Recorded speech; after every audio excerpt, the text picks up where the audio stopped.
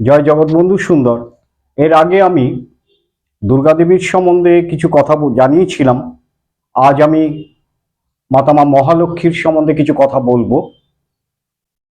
আর আমার এগুলো সব শাস্ত্র থেকে তুলে ধরা। বলছে লক্ষ্মী দেবীর পরিচয় একটু দিই। লক্ষ্মী সমুদ্র সম্ভবা, সমুদ্র মন্থনে লক্ষ্মী দেবীর উৎপত্তি। লক্ষ্মী জীবনোপায়ী রূপিণী, জীবনোপায় রূপিণী। কেবল টাকা কড়ি ধন নহে, বলছে টাকা কড়ি যে শুধু ধন তা নয়, চরিত্র ধন মহাধন। সব থেকে বড় ধন হচ্ছে চরিত্র ধন। যার টাকা নেই সে লক্ষ্মীহীন, যার চরিত্র ধন নেই সে লক্ষ্মী ছাড়া, তার কাছে আর লক্ষ্মী দেবী আসবেন না। যার চরিত্র নেই তার কাছে কোনোদিন লক্ষ্মী দেবী আসবেন না। চরিত্র যার ভালো না, সে খালি নেই নেই, তার মনে সুখ শান্তি নেই, থাকবেও না। বলছে যারা সাধক তাদের শ্রেষ্ঠ সম্পদ হচ্ছে মুক্তিধন। তারা চরিত্র ধন সম্পত্তি সবার ঊর্ধ্বে হচ্ছে মুক্তিধন। তাদের কাছে সব আছে, তা সত্ত্বেও তাদের চরিত্র ধনও তাদের কাছে রয়েছে, সব থেকে বড় চরিত্র ধন। কিন্তু সেই চরিত্র ধনেরও ঊর্ধ্বে হচ্ছে মুক্তিধন। সেই মুক্তিধনটাই তাদের আশা। তারা লক্ষ্মী নারায়ণকে পুজো করেন, ভজনা করেন মুক্তি লাভ পাওয়ার জন্যে। সর্বজীবের জীবিকার উৎস হচ্ছেন মা মহালক্ষ্মী। ইনি স্বর্গে স্বর্গলক্ষ্মী, রাজগৃহে রাজলক্ষ্মী। যাদের জীবন পবিত্র সুন্দর তাদের সংসারে গৃহলক্ষ্মী। লক্ষ্মীর আরেকটি রূপ আছে, নদী রূপে তার রূপ আছে। লক্ষ্মী শাপভ্রষ্টা হয়ে পদ্মা নদী রূপে প্রকাশিতা। আমরা ভাগ্যবান, পূর্ববঙ্গে অর্থাৎ এখন বাংলাদেশে ইনি পদ্মা নদী রূপে প্রবাহিত হয়ে এই পবিত্র ভূমিকে সুজলা সুফলা শস্য শ্যামলা করে রেখেছেন। এইবার লক্ষ্মী দেবীর সম্বন্ধে জানলেন। এবার আমরা লক্ষ্মী দেবীর বাহন অর্থাৎ পেচকের সম্বন্ধে কিছু কথা বলবো। বলছে লক্ষ্মী দেবীর বাহনটি পেঁচা। লক্ষ্মী অমন সুন্দরী, আর বাহনটি কেমন কদাকার দেখুন। পেঁচা কিন্তু দিবান্ধ, অর্থাৎ দিনের বেলা দেখতে পায় না। ধনশালী হলেই লোক প্রায় এই পেচকের মতো অন্ধ হয়ে যায়। তাহলে বোঝা গেল পেচকের সঙ্গে কোথায় কি মিল বা পার্থক্য দেখাচ্ছে একটা জীবনের সঙ্গে, মনুষ্য জীবনের সঙ্গে, তার চরিত্রের সঙ্গে। সেগুলো মন দিয়ে শুন। বলছে ধনশালী হলেই লোক অন্ধ হয়ে যায়। ধনী হবার আগে সে কি কি ভাবে বলুন তো? ধনী হওয়ার আগে সে ভাবছে যদি একবার আমার ধন হয় তাহলে সকলকে আমি উপকার করব, আত্মীয় স্বজন আর দুঃখ কষ্টে থাকতে দেবো না, আত্মীয় স্বজনের দুঃখ কষ্ট মিটিয়ে দেব, ভাই বোনদের সযত্নে লালন পালন করব। কিন্তু যেই তার ধন এলো, পেচকের মতো অন্ধ হয়ে গেল। সে আর কাউকে দেখতে পাচ্ছে না, চিনতে পারছে না, জানতে পারছে না।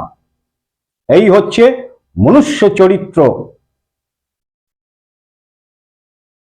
লক্ষ্মীমান হইয়াও চক্ষুষ্মান এমন মানুষ কি নেই?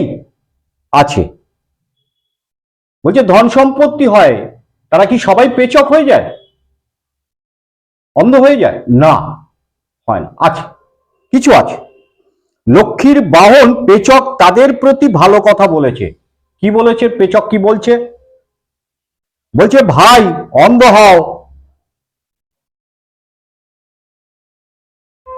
পথে মিথ্যার পথে ধন আসবে, নোংরা পথে ধন আসবে, চরিত্রকে শুইয়ে দাও, ধন আসবে, ঘুষের পথে ধন আসবে, এইসব বিষয় তুমি একদম অন্ধ হয়ে যাও। যারা এই সব কুৎসিত পথে ধনশালী হয়েছে তাদের দিকে তাকিও না, তোমাকে বলছে। যারা ভালো তাদেরকে বলছে যে যারা এইসব কুৎসিত পথে ধনশালী হয়েছে তাদের দিকে তুমি তাকিও না। পেচক আরো বলছে, আমি যমের দূত, কুপথে যদি ধন অন্বেষণ করো বা রোজগার করো তবে যমের দণ্ড তোমার মাথায় পড়বে। আমার প্রভু যমের চিন্তা করো, মৃত্যুর কথা ভাবো, কিছুই নিয়ে আসুনি, কিছুই নিয়ে যাবে না। সুতরাং হীন পথে কখনো ধন উপার্জন করো না বা এনো না। পবিত্র পথে যেটুকুনি ধনের প্রয়োজন ঠিক ততটুকুনি ঈশ্বর তোমার হাতে তুলে দেবেন, সেটাই তুমি নিয়ে এসো। পবিত্র কার্যে ব্যয় করো, অযথা ব্যয় করো না। যারা মুক্তির পথের সাধক তাদের কথাও বলছে। কি বলছে পেচক? তাদেরকে গীতার কয়েকটা বাণী স্মরণ করে দিয়েছেন। কি স্মরণ করছে? বলছে ভগবান শ্রীকৃষ্ণ অর্জুনকে বলছেন, জানিস সর্বভূতানাং তস্যং জগতি সংযমী যস্যং জাগ্রতি ভূতানিশা নিশা পশ্যত মুনে। অর্থাৎ যোগী আর ভোগী এই দুই জীবের কথা পেচক বলছে। ভোগীর পক্ষে যা রাত্রি, যে ভোগ করে তার কাছে যখন রাত্রি, যোগীর কাছে তখন দিন। ভোগী যা দিন, যোগীর তা রাত্রি। ভোগী আধ্যাত্মিক বিষয় ঘুমন্ত, যারা ভোগ বিলাসে অহরহ রয়েছে, যারা ভোগ বিলাসের মধ্যে লিপ্ত রয়েছে, তারা কোনো কিছুর দিকে খেয়াল থাকে না, তারা অন্ধ হয়ে যায়। তারা আধ্যাত্মিক বিষয়, ধর্মকথা বিষয় তাদের কোনো জ্ঞান থাকে না।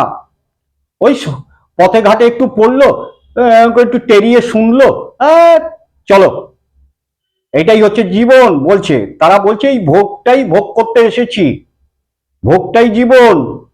কিন্তু ভোগটা জীবন নয়। শুধু তাই নয়, তারা ঘুমিয়ে থাকে। যারা ভোগী তারা ঘুমন্ত অবস্থায় রয়েছে বহু বিষয়ে, বিষয় সম্ভোগে সজাগ। বিষয় ভোগে, ধন সম্পত্তি, শারীরিক, কাউকে চিটিংবাজি করব, নোংরামি করব, এই বিষয় তারা খুব সজাগ। কিন্তু যারা ইন্দ্রিয়কে সংযত করে রেখেছে, এমনকি মনকেও শক্তভাবে রেখেছে যে আমি সৎভাবে রোজগার করব, সৎ পথে চলবো, যতটুকুনি আমার প্রাপ্য আমি ঠিক ভগবান দিয়ে দেবেন, আমার কর্মফল আমাকে দিয়ে দেবে, সেই বিষয় সজাগ। বিষয় ভোগে বেশি নজর নেই তাদের, উদাসীন, অচেতন তুল্য, তাদের লোভ থাকে না, তারাই হচ্ছে যোগী। পেচক মুক্তিকামী সাধককে বলছে, সকলে যখন ঘুমোয় তখন তুমি আমার মতো জেগে থাকো, আর সকলে যখন জেগে থাকে তখন তুমি আমার মতো ঘুমোতে শেখো, তবেই সাধনে সিদ্ধ হবে, কৈবল্য ধন লাভ তুমি করবে। কিন্তু যারা সংসারে আছে, সংসারের থেকে কি আমি রাত্রিরে জেগে থাকবো? না, জেগে থাকবো না। আমি দিনের বেলা কাজ করছি, কাজ করে যেটা রোজগার করছি সৎভাবে রোজগার করতে হবে। অতি লোভ, অতি আশা কোনোদিন পারবেন না। যতটুকুনি আপনার প্রয়োজন আছে লিখে রেখেছে আপনার কর্মফল, ততটুকুনি আপনি পাবেন। এর বেশি করতে গেলে ক্ষতি ছাড়া ভালো হবে না। আপনি যে 100 টাকা রোজগার করেছিলেন, আমি সুন্দর একটা জুতো কিনতে যাব, মাংস খাবো, মাছ খাবো, শেষ হয়ে যাবে। সংযত, একেই বলে সংযত ভাবে থাকুন, লোভকে সংবরণ করুন, তাতে ভবিষ্যৎ উজ্জ্বল হবে, ভালো হবে। তাহলে সংযত থেকে এবং সারাদিন কর্ম করে সন্ধ্যার দিকে আপনি আপনার অনেক কষ্ট পরিশ্রম, তবু সেইগুলোকে অগ্রাহ্য করে এটাও আমার কর্তব্য, পরম কর্তব্য, আমার সন্তানের ভালোর জন্যে, আমার পরিবারের ভালোর জন্যে, আমার পথ, তাদের পথ সুগম করার জন্যে ঈশ্বরের কাছে একটু হাত জোড় করুন। সারা দিনে কোনো অন্যায় করেননি, তবু অজান্তে অনেক ভুল হয়, তা আমরা বুঝি না, তার কাছে ক্ষমা প্রার্থনা চান। ক্ষমা করুন প্রভু, তার কাছে হাত জোড় করুন। 1 মিনিট, 24 ঘন্টার মধ্যে ওই 1 মিনিট টাইম আপনি তাকে দিন। যেখানে মন্দির পড়বে কোনো দেবতার কাউকে ছোট বড় করবেন না, কাউকে অসম্মান করবেন না। মনে রাখবেন ওমকার থেকেই একজনই বহু রূপে এসেছেন বিভিন্ন কাজে। তাই দেবতার মন্দির দেখলে মাথা নিচু করে 2 হাতে প্রণাম করবেন, জোড় হাত করে। যদি হাতে ব্যাগ থাকে 2 হাতে কি করবেন, মাথা নত করুন। আর এই চিন্তা করুন, মা বা যে কোনো দেবদেবী, তোমার শ্রীচরণে আমার প্রণাম। এইভাবে মনে করে শ্রীচরণটা স্মরণ করুন। দেখুন ওই প্রণামটাই লেগে গেল আপনার। কিন্তু ওই এইরকম ভাবে নাকে হাত দিয়ে 1 হাতে প্রণাম অপমান করা হয় ভগবানকে। এই অপমানের ফল কিন্তু আপনাকে ভুগতে হবে। তাহলে বোঝা গেল যে কিভাবে জীবনকে সুন্দর করতে হবে। বেশি ঘন কথা বলবেন না, বেশি সমাগম লোকের মধ্যে থাকবেন না। যেখানে আকথা কুকথা হচ্ছে সেখান থেকে একটু সরে যান। পরের সমালোচনা মোটেই করবেন না, পরের প্রশংসা করতে শিখুন, তাকে সম্মান দিতে শিখুন। ছোট হোক বড় হোক, আপনার কাছ থেকে শিখবে এমন কথা বলতে হবে, এমন কর্ম করতে হবে, তাহলে আপনার জীবন সার্থক হবে। এইভাবেই ফুল তার সুগন্ধ নিতে বলে না, তার গা থেকে যে গন্ধ বেরোয় শত যোজন দূরে থাকলেও তার গন্ধ তার কাছে টেনে নিয়ে যায়। তেমনি আপনিও তৈরি হবে। আপনার সুগন্ধ কি? আপনার মুখের বাণী, আপনার চরিত্র, আপনার ব্যবহার, আপনার ক্ষমা গুণ, ধৈর্য শৌর্য গুণ, ভালো কথা ছোটরাও শিখবে আপনার কাছ থেকে। আপনিও একজন ভালো শিক্ষক,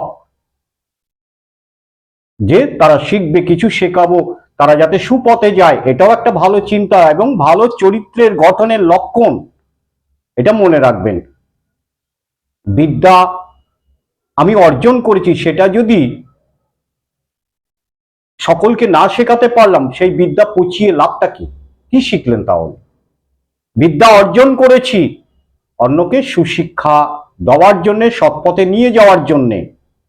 অনেক কথা আপনাকে বলবে, বলবে জ্ঞান দিচ্ছে, দিচ্ছে, সেটা দিচ্ছে, কর্ণপাত করবেন না। যে খারাপ, ঠিক আছে, সেও ভালো আপনার কাছে, করুক, ওইভাবে তো সুনামটা হবে, ওই তো করবে। জয় জগৎ বন্ধু সুন্দর, জয় গুরুদেব। এই দীর্ঘ সময় আপনার যে আমার সঙ্গে দিলেন তার জন্য অশেষ ধন্যবাদ। আর আপনাদের কাছে একটা অনুরোধ, আপনারা সাবস্ক্রাইব করবেন, একটা কমেন্ট, একটা লাইক করে দেবেন এবং শেয়ার করে দেবেন যদি কথাগুলো ভালো লাগে, যুক্তিসঙ্গত বলে মনে হয়। এটা আমার বানানো কথা নয়, এগুলো সব ধর্ম কথা, স্বর্ণাক্ষরে লেখা থাকবে। জয় জগৎ বন্ধু।